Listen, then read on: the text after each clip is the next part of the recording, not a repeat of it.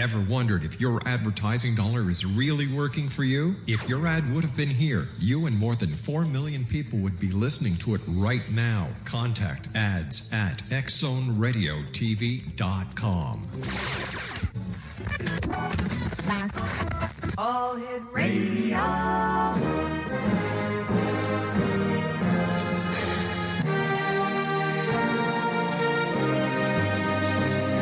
Welcome to the X Zone, a place where fact is fiction and fiction is reality.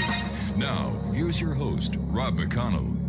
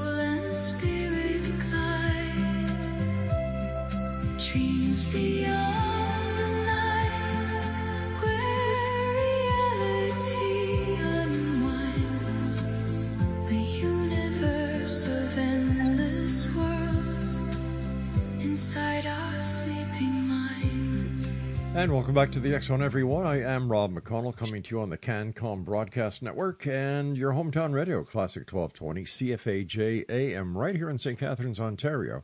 And they're kind enough to stream us around the world on classic1220.ca. If you'd like to send me an email, xzone@xzoneradiotv.com, and on any social media platform, X Zone Radio TV. X Zone Nation, tonight, this hour, in a world where stress, uncertainty, emotional exhaustion, and chronic illness affect millions of people every single day, are we missing a deeper understanding of what it truly means to heal? What if, X Zone Nation, what if wellness involves more than just prescriptions and procedures? What if the key to healing lies in the very powerful connection between mind, body, spirit, and consciousness itself?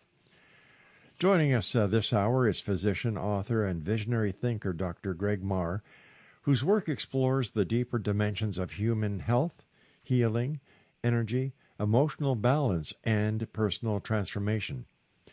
From the pact of stress and trauma on the body to the role of consciousness, intuition, and spirituality in achieving lasting wellness, this hour's conversation promises to challenge conventional thinking and open a door to more holistic understanding of what it means to truly live well. If you've ever wondered whether modern medicine is only the part of the story, then tonight's show is for you. Welcome back to the X Zone, everyone. And joining me right now is Dr. Greg Mahr. And Greg, welcome to the X Zone. Thank you very much. I'm excited to be on with you. Greg, can you tell us a little bit more about yourself and the work you do?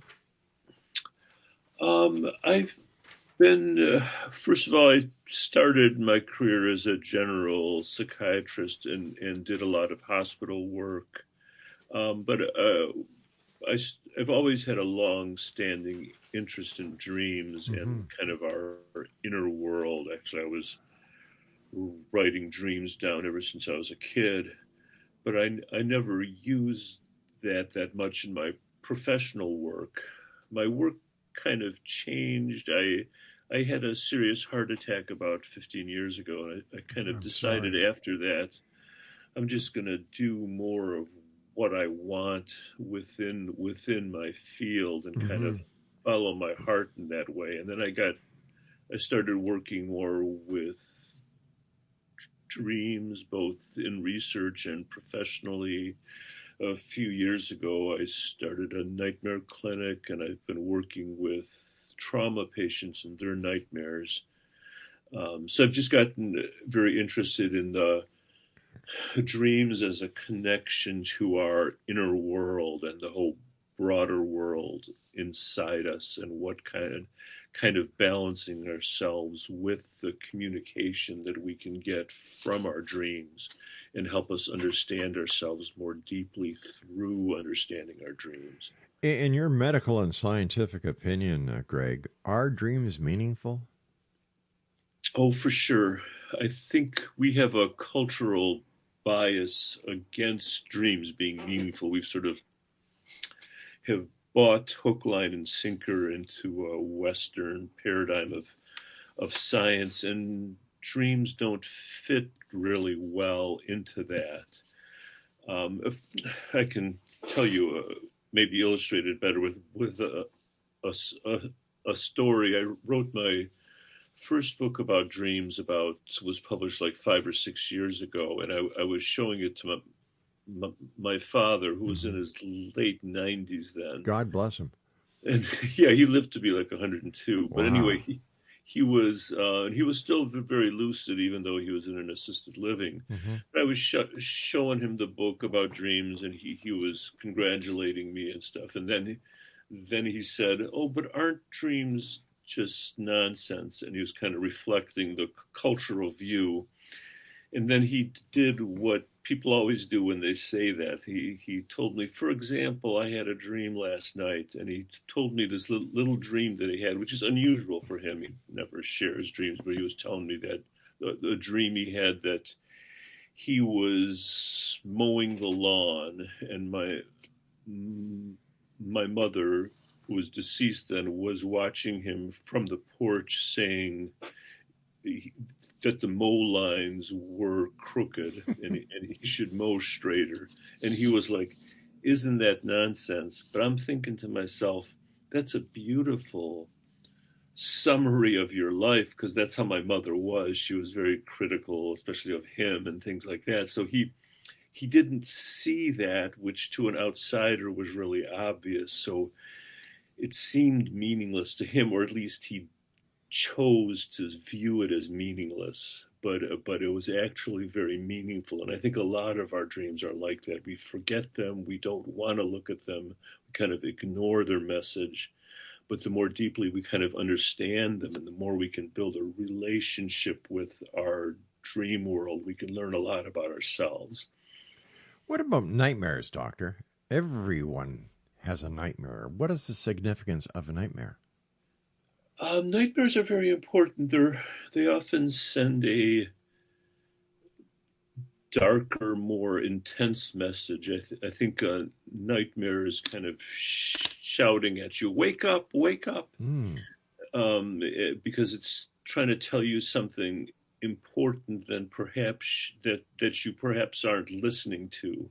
Now, there's different kinds of nightmares, and we certainly have nightmares as we process trauma. I work with a lot of acute trauma patients, like people who've had a assault or a car accident, and had a significant trauma. And it's an interesting population to work with, because I think working with those patients really helps you understand how the mind processes trauma, because you've had this horrible accident, almost died maybe. What do you do with that? How do you make sense of that? Because it just happens. For most of them, the story is that I was just minding my own business, driving along the road or walking to work or whatever the story was, and they were hit by a car or assaulted. So how does the mind handle that? And about half those patients will have nightmares. The nightmares seem to be the mind's way of processing the trauma and making sense of it, and kind of incorporating it into a life narrative, like having it make sense to you and processing it. So that's part of what nightmares do. But some people just have nightmares for no obvious reason associated with trauma. And it's very interesting to try to understand those nightmares too, because they have their own message often. Is there any common link between the type of dreams people have as to what this tells you, not only as a medical doctor, but as a psychiatrist, what could be the underlying problem that the person may be having? It's a little hard to answer that in generic terms. Okay. I think the really important thing is to build a relationship with your inner world and kind of learn to listen and pay attention to it and kind of think about your dreams or maybe kick them around with somebody, because there's often an important message. There are certain standard kind of messages, like, for example, a common kind of nightmare is a nightmare of falling, like falling off a cliff or off a mountain or something. And that often has to do with that you have too high of an opinion of yourself or your own ego or the conscious part of yourself, and you need to drop down and get more humble and not think so highly of your conscious mind and stuff like that, and broaden your perspective. So that's one example of a fairly common dream that tends to have a relatively standard kind of meaning. Fascinating. So basically, dreams are our own method of keeping us in check and bringing us messages that we should be getting, but obviously for one reason or another during our waking time we don't. And dreams are there to help us? Yeah, I'd maybe phrase it as they're there to balance us, to give us a perspective. Okay. And to show us part of ourselves that maybe we aren't listening to. Doctor, stand by. You and I have to take our first break for this hour. Exonation Dr. Greg Mahr is our special guest. His website, gregmahr.com. I'm Rob McConnell. This is the X Zone, a place where people dare to believe, dare to be heard, Monday through Friday from 10 p.m. Eastern until midnight, right here on the CanCom Broadcast Network and our family of broadcast affiliates in the United States, Canada, and around the world. And we're also listening to us right here on your hometown radio, Classic 1220, CFAJ AM, streaming us at classic1220.ca. Drift into a mystery behind our sleeping eyes, a doorway to forever, a path we cannot see, where hidden thoughts and memories flow endlessly and free. Dreams beyond the night, calling from another side, visions wrapped in mystery, where the soul and spirit glide. Dreams beyond the night, where reality.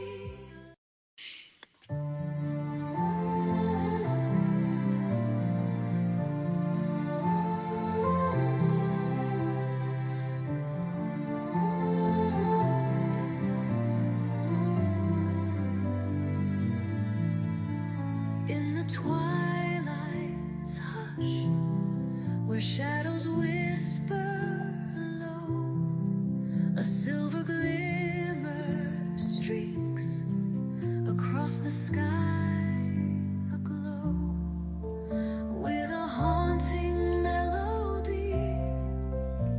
The air begins to thrum, an echo of the wonders that from beyond have come. Celestial encounter as the stars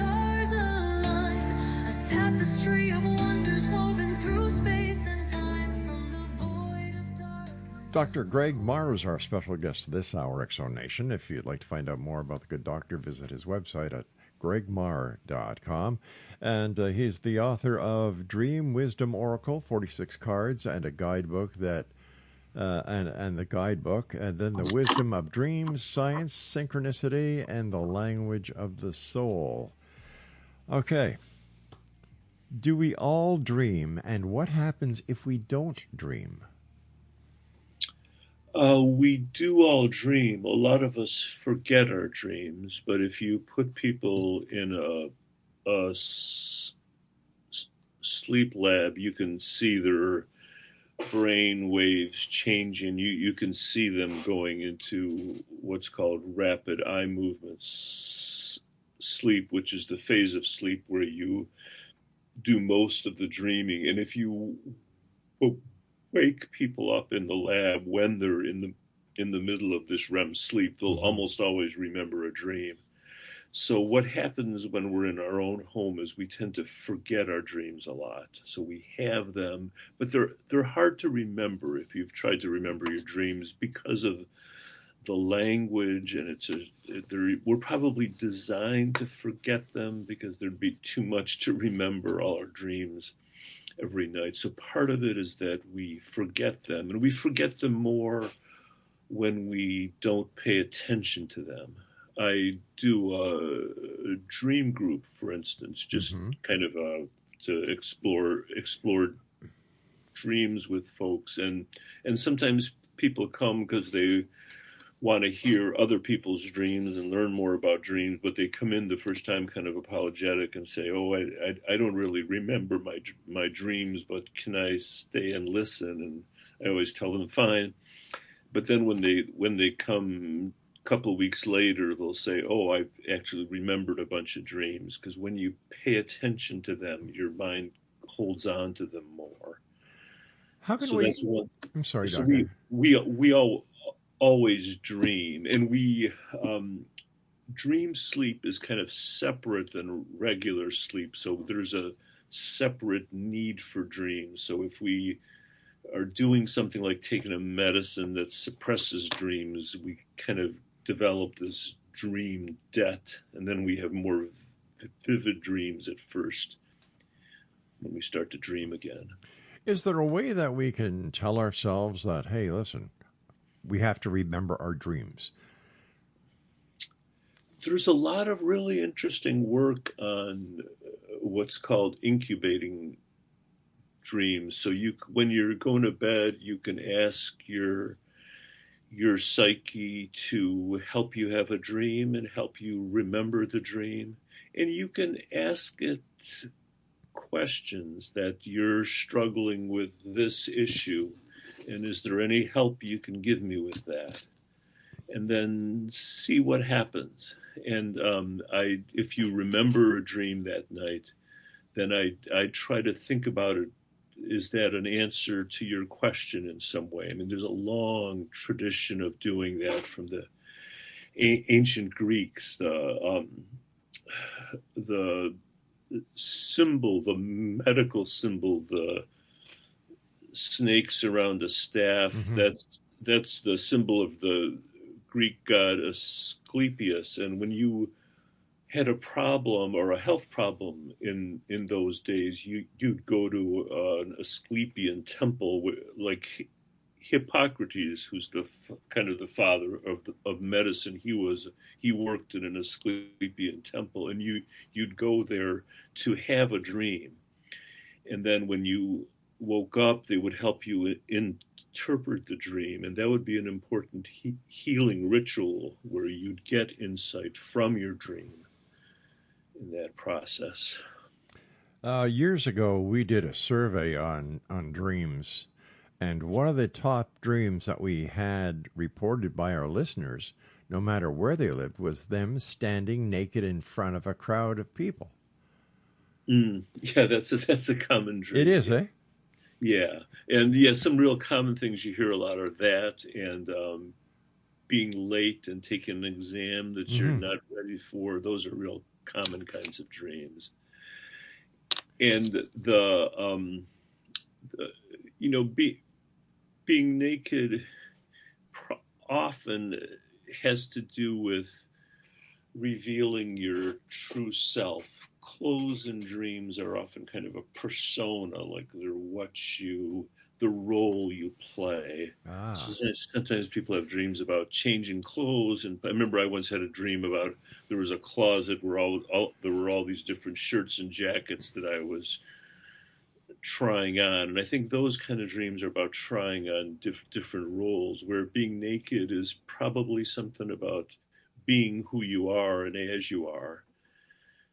And you might, if you have a dream like that, you might want to reflect on how does that play into your current situation? Is something happening in your life that would stir those issues about what's your true self versus what's your role or persona? I know if I have a problem during the day that I just can't figure out, I'll tell my staff, let me sleep on it. And during the sleep time hours, the solution will come. Now, is this because I'm getting enough rest and I don't have to focus on 35 different things at the same time?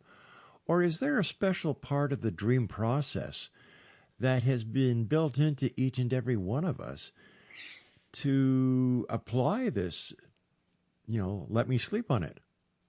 Yeah, that's interesting. That's an old saying, and there's a lot of good literature on people solving problems in their sleep. They've taken college students, and they would have half a math class reflect on math problems when they're going to bed, and they would tend to do better than the other students. And there's a really one thing that happens when you're dreaming is different parts of your brain connect in ways that they normally don't when you're awake. There's this kind of a broader opening, and that's what tends to give people creative ideas in dreams. And people have had important creative ideas in dreams, like the periodic table of elements came in a dream, or the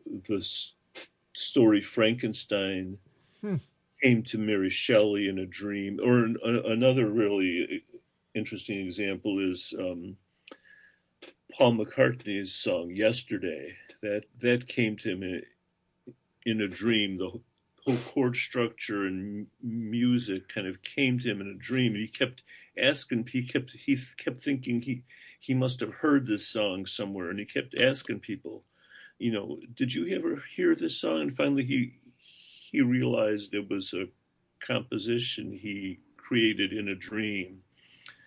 So there's a lot of interesting stories like that, of those inspirations that come from dreams, probably because of those increased connections in the brain. Like parts of the brain are talking to each other that normally aren't talking. Greg, what about people who have dreams of loved ones dying, who are, prior to going to sleep, the loved one is alive? During the nighttime, a dream happens where this person comes to them in the dream and says, I'm no longer here. I passed to the other side. The person wakes up.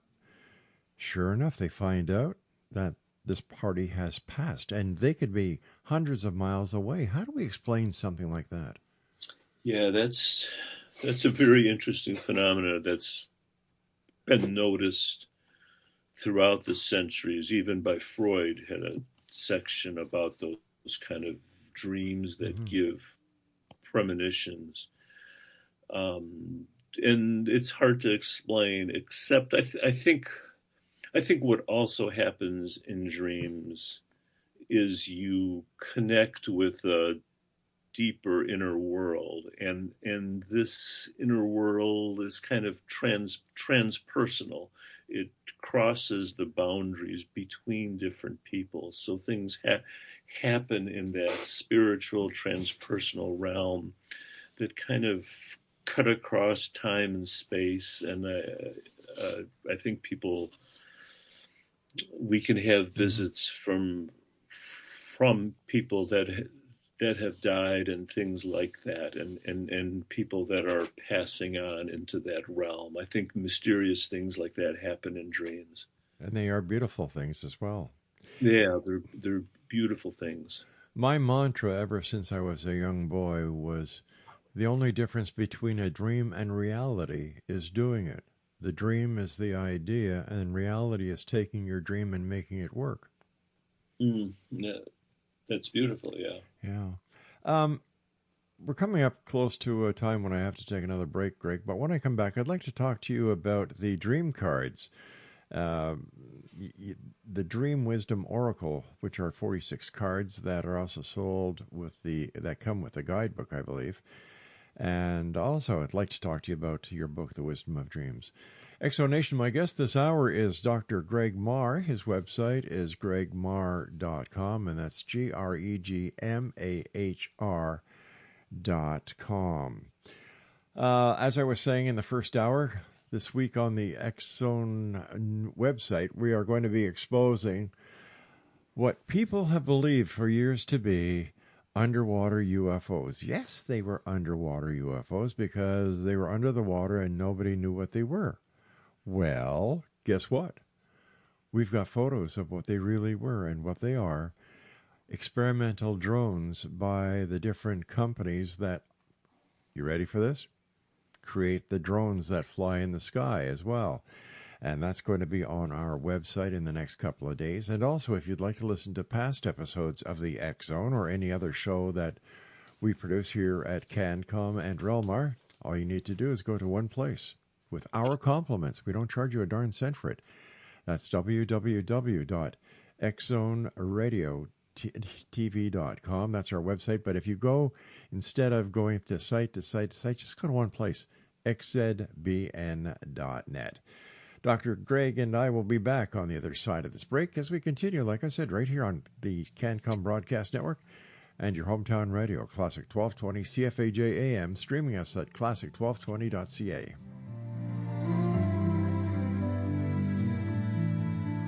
In the twilight's hush, where shadows whisper low, a silver glimmer streaks across the sky, aglow with a haunting melody. The air begins to thrum, an echo of the wonders that from beyond have come. Celestial encounter as the stars align, a tapestry of wonder.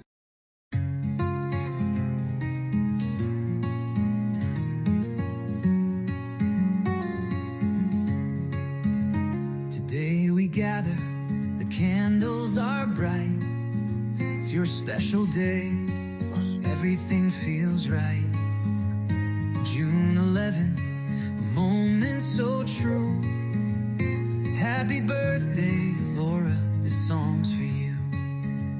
You're my best friend, my partner, my light.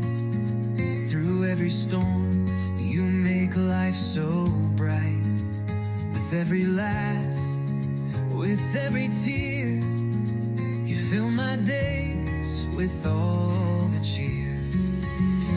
Happy birthday, Laura, with love from my heart. You're the sweetest gift, a true work of art. Thank you for everything, for all that you do. Every moment's a treasure when I'm here with you.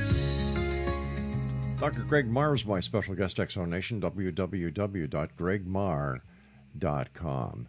Greg, tell me about the Dream Wisdom Oracle. Okay, yeah, I started writing this book after I finished my first book. My first book was a more academic book, although it's kind of easy to read, but it was published by an academic publisher, so there's references and footnotes and all that kind of thing. But I wanted to do something that was would appeal to people in general, not just academics and libraries and psychotherapists, because I really wanted to spread the message about the wisdom that dreams offer. And I wanted people to have a tool to come to understand their dreams better and befriend their dreams. So that was kind of the idea behind it. And I like the idea of cards because I think it's kind of fun to hold something in your hand. And I wanted to use art because that kind of, again, uses a different part of the brain. So I have a good friend who's a visionary artist in Seattle. So I called her up and asked her if she knew anybody who might be interested in this project, because she's an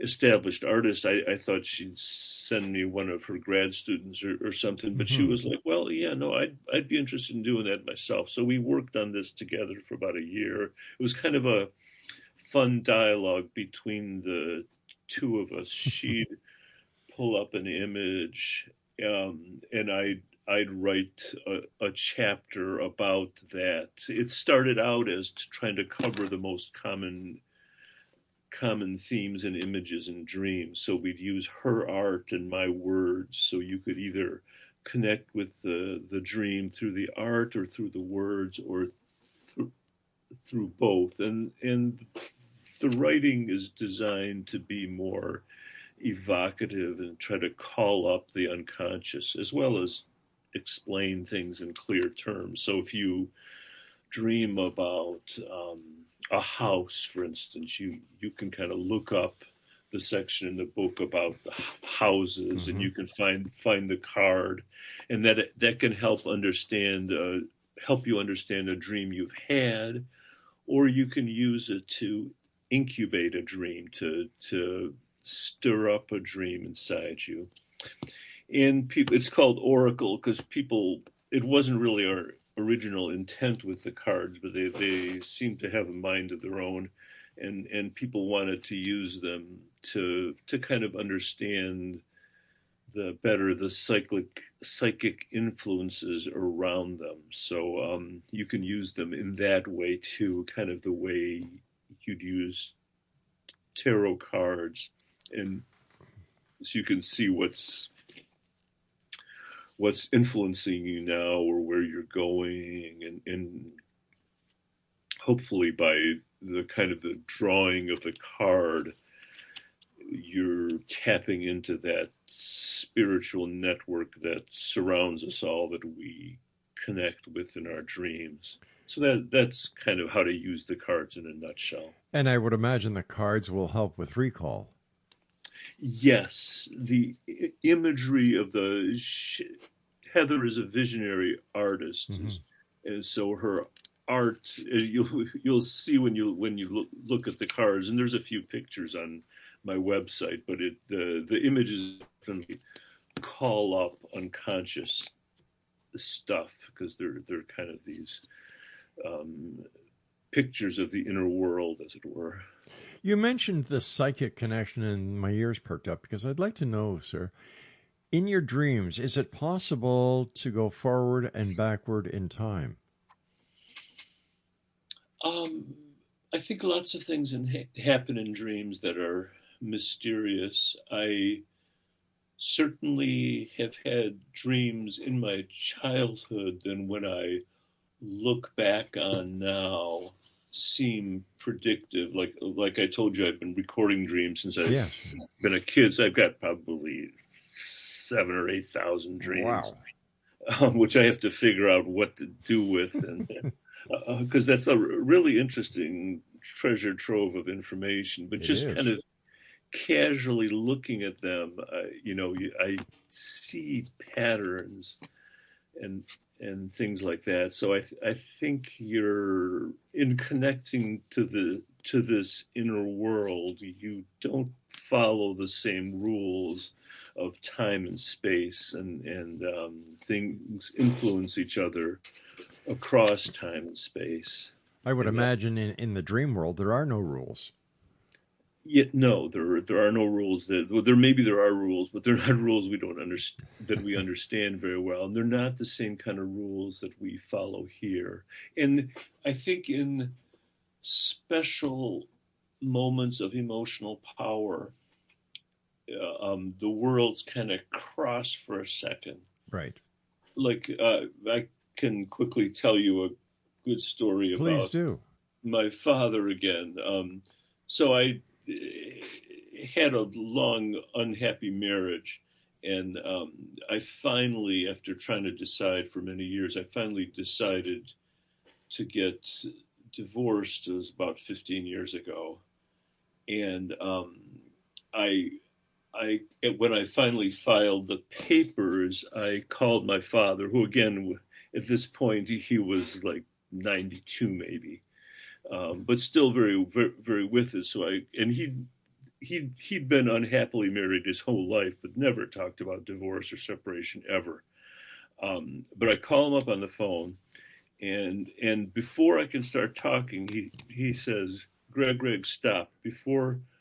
But whatever you're going to tell me, I want to tell you something first. I decided to separate from your mother.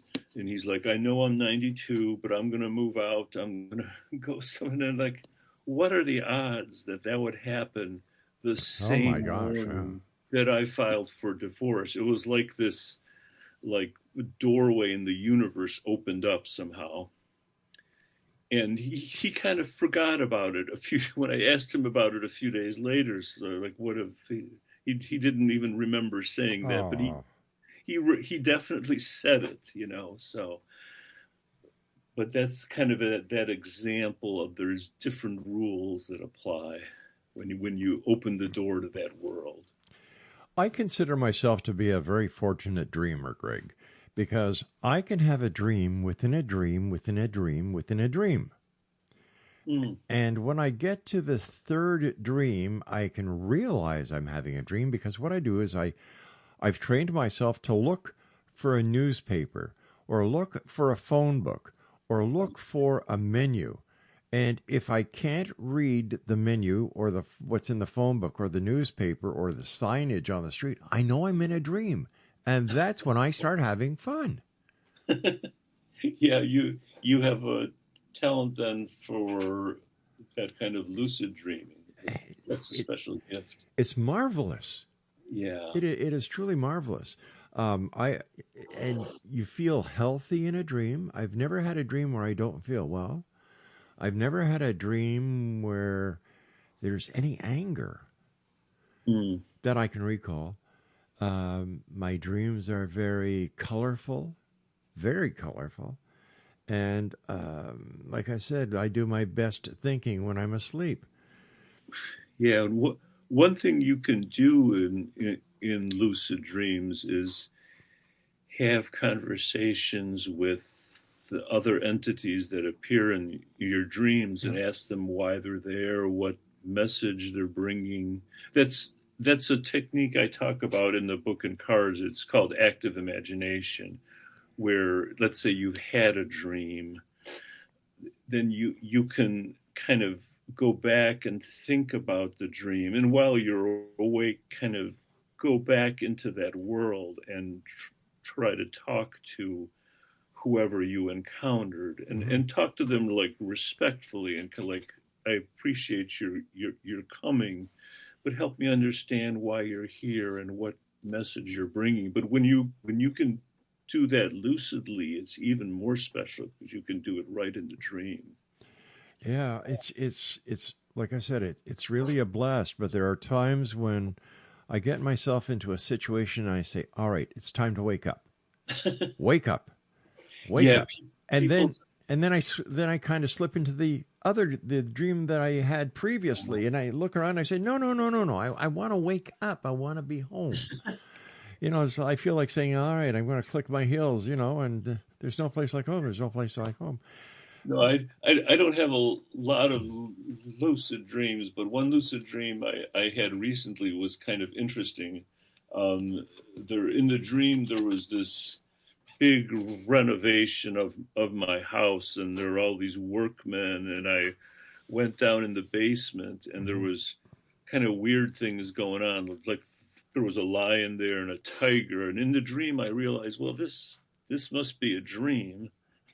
Yeah. And as I had that realization, I was thinking to myself, well, I can talk to the people in the dream and ask them what's going on. So I kind of see the foreman going up the stairs, and I tell him, stop, tell me what's going on. He kind of like sigh. He does stop, but he kind of sighs, and as if he's telling me, you're just getting in the way. You're just slowing the project down. And then other things happened, and I woke up. But I thought that was a really interesting dream, It because is. I do worry sometimes, because people tell me about their lucid dreams, and they'll tell me, and something really interesting is happening in the dream naturally, Mm-hmm. but they decide to fly off somewhere, and I say, wait, why didn't you finish talking? So you don't want your conscious mind to muck up the process too much. But Yeah. if you're respectful of it, as you are, then I think it's really cool, and you can do a lot of neat therapeutic stuff being lucid. Greg, stand by. You and I have to take our final break. Great having you here on the show, sir. Exonation, Dr. Greg Mahr is our special guest this hour. www.gregmahr.com, and that's GREGMAHR.com. And this is the Exxon. I'm Rob McConnell on the CanCom Broadcast Network and your hometown radio, Classic 1220 CFAJ AM, right here in St. Catharines, Ontario, Canada, who stream us, classic1220.ca. With all the cheer. Happy birthday, Laura. With love from my heart, you're the sweetest gift, a true work of art. Thank you for everything, for all that you do. Every moment's a treasure when I'm here with you. As I look back, there's so much we've shared in every.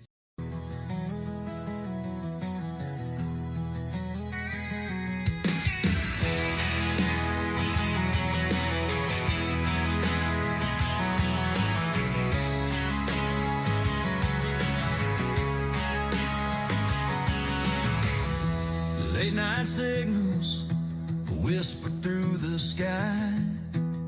Stories of the unknown drifting by. From shadows deep to stars above. The truth and mystery, what we dream of. From a humble start on AM air, a voice in the night reaching everywhere. St. Catherine's heard that distant tone. Rob McConnell's voice, the X-Zone. Through the years, through the miles, through the questions and the trials. Now we're back on 12:20 AM. Classic sound, it begins again. CFAJ, your hometown radio, where the truth and the strange still flow. From Ontario skies to the great unknown, with Rob McConnell on the X-Zone. And speaking about Rob McConnell on the X-Zone, that's me, Monday through Friday from 10 p.m. Eastern until midnight, right here on the CanCom Broadcast Network and your hometown radio, Classic 1220 CFAJ AM. That stream is on classic1220.ca. Dr. Greg Mahr is our special guest, www.gregmahr.com. Greg, do dreams change? I know they change with what you eat, what prescriptions you're on, what kind of sickness or illness you're under, the amount of stress you're under. But do the dreams change when somebody takes a psychedelic, for example? Well, a couple things. First of all, they also change as you heal. Okay.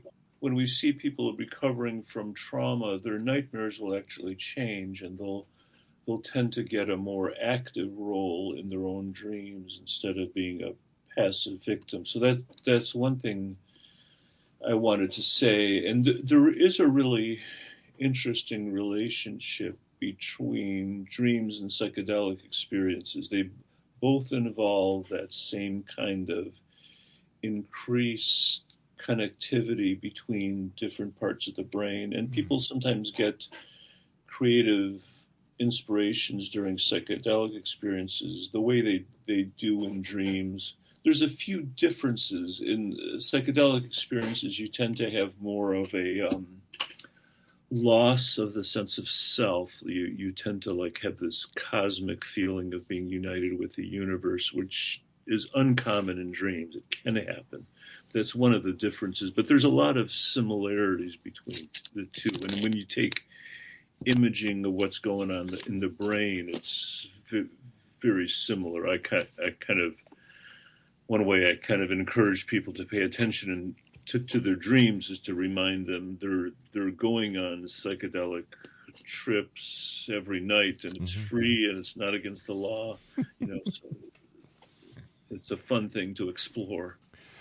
Doctor, looking at everything that you've accomplished in your life, your books, you're a physician, psychiatrist, you're an author, you're doing some great work on dream research. What has been your most significant discovery, find, or claim when it comes to dream research? I think the understanding that it's a relationship. I think when I first started working with dreams, I wanted to interpret them. That sort of approaching them in this scientific sort of way. And then I kind of realized, that's not really right. That's kind of missing the broader picture, because it's more like a relationship, and it's in interpretation. There's not one answer. It's getting to know each other and getting to understand each other and kind of developing a shared language. So that's, I think, the most important thing I learned is that humility and respect for the inner world. Would it be fair to say that dreams allow us to be human in our dream, and then meeting our spiritual self, our creative self? It allows us to be who we really are. Oh, that's a nice way of putting it. I think in connecting with our deeper selves, we connect with our creativity, and also we can connect with our spirituality, with that aspect of our lives which we often ignore when we're busy, like making money and trying to have fun and all that stuff. We miss that inner journey. And they're really, the best thing they do is serve as guides on that inner journey. Do you remember that commercial from years ago, Calgon, Take Me Away? I think that we should frame one called Dream World, Take Me Away. Yes.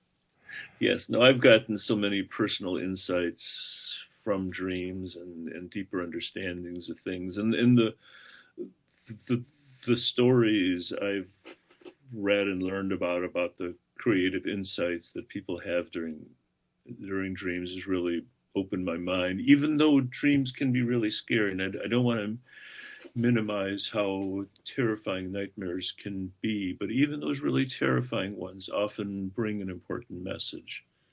I remember one when I was just a young lad. I think I was in the police force at the time, where I dreamt that I had to run after somebody, and I just couldn't get my body to run. I was kind of frozen still, and I'm saying, what? Come on, body, wait. Yeah, come on. Speaking about that, when we dream, isn't there a hormone that is secreted so we don't move while we're having these dreams? Yeah, that's one quirk of the physiology, is that when we're in that dream sleep and that REM sleep, we're actually paralyzed. So when you're trying to wake up and you can't move, it's because you can't move, and we often incorporate that feeling of paralysis into the dream, and it's part of our brain shuts off they did awful studies in the old days where they ablated or burned out that part of the brain that paralyzes you in a cat when they're dreaming, and the cat would like go into that REM sleep and start like chasing mice and running around and things like that. So that paralysis is there for a good reason. It kind of protects us from doing stuff. In fact, if my memory serves me correct, it's called the old hag syndrome. Yes, that's a term for it, the old hag syndrome. And then there's that famous painting of a nightmare that actually one version of it is in the art museum here in Detroit. But in that painting, there's a demon sitting on someone's chest, and that's that feeling of not being able to move, which adds to the terror of the nightmare. I know that there are several people who claim to have had been abducted by aliens, that they have the same effect of the paralysis, and of course, when they are abducted by the aliens and they go wherever they go or do whatever they do and they return back to their bodies, they're lying in the bed and they claim to be fully conscious after the experience, and the paralysis is still there. And so what I do is I equate what they are having as a waking dream, and the paralysis is caused by the mind, saying, in a dream you can't move because you can hurt yourself or somebody else with you. Yeah. There's a lot of these mysterious experiences. I was reading recently Ezekiel's vision in the Bible, where the wheel. It's an old story where he at night encounters and he calls them angels, but they're beings with wheels spinning and all kinds of stuff. And you could just as easily read that as an alien story. How true! How true! So, what is next for you, Doctor? More books, more research, more getting out there talking about dreams. All of those, I hope. I'm finishing up a book about nightmares, which I'm very excited about that. I'm working feverishly on that because I promised them I'd have it July 15th.